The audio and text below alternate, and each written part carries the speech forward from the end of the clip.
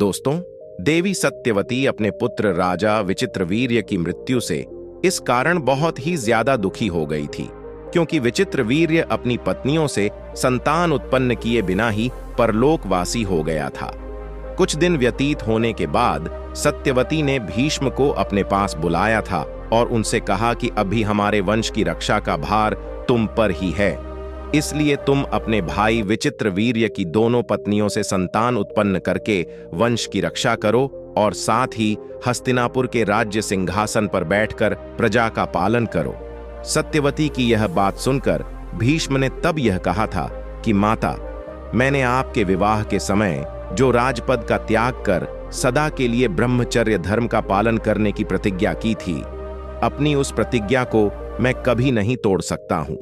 इसलिए न तो मैं हस्तिनापुर के सिंहासन पर बैठ सकता हूं और ना ही अपने भाई की पत्नियों से पुत्र उत्पन्न कर सकता हूं। भीष्म में से इस प्रकार का उत्तर पाकर सत्यवती इस सोच में पड़ गई थी कि वह किस प्रकार अपने वंश की रक्षा करे।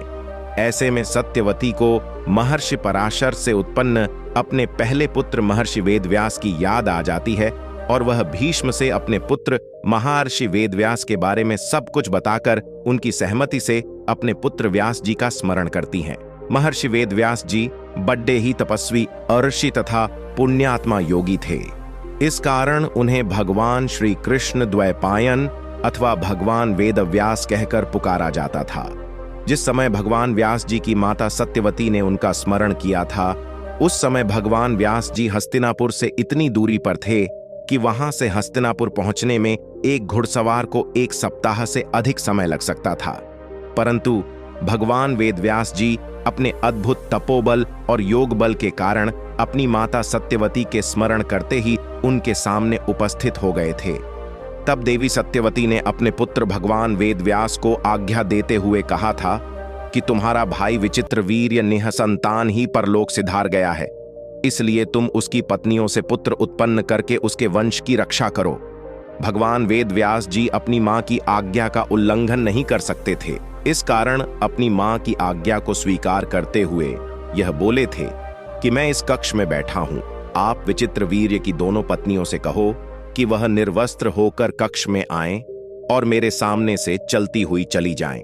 अपने पुत्र की बात सुनकर देवी सत्यवती उस कक्ष से बाहर चली गई थी और भगवान वेदव्यास एक आसन पर योग मुद्रा में विराजमान हो गए थे।